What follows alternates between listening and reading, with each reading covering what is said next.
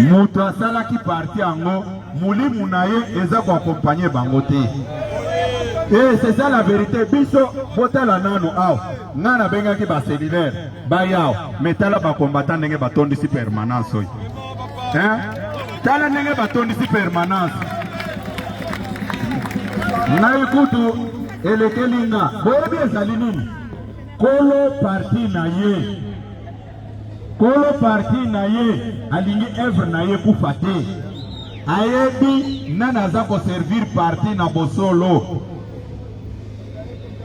Président Nabiso a parti. Et là, on est basala été. Toujours par le même groupe.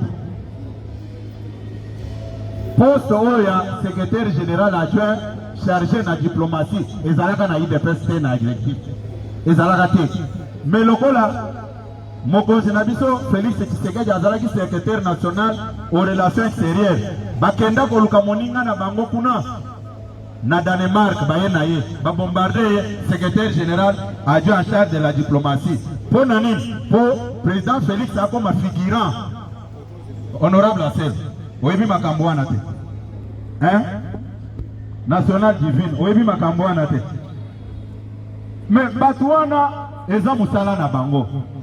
Ba pesa bango kombo axe du mal na kati ya parti oyo.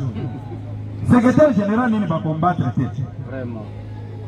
Pongo mutumabe, Masamba mutumabe, Mutanda mutumabe, Mavungu mutumabe, Kabund mutumabe, Kabuya mutumabe. Bozali koyo kangai naza mutu yakala na parti oyo. Ata bana o baza kotinda kende goloba boy, bayebe eloko moko te. Bayebi eloko moko te. Mawa naza koyokela bango ezake soki na bimisi ba archive ebele bakoluka bakende na exil. Ebele bakokima bakovanda te. Puisse mabe basala mokonzi ya mboka na famille na ye. Eleki ebele baza basantu te. Et puis ndenge boza komona ba mususu wa Papa Tshisekedi tango azalaki awa atikaka bango na parti te. Bato ebele baza sous la malédiction. Il faut babonde la pona bango. Boza koyoka nga malamu. Boza koyoka ngai. Hein?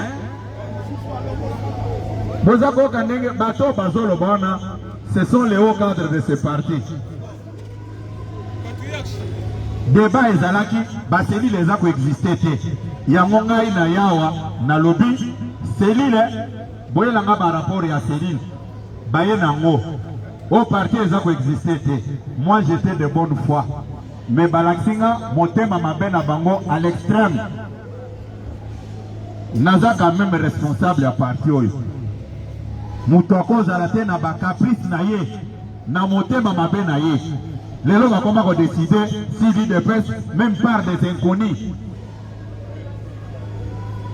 Kaka cause ya batuana.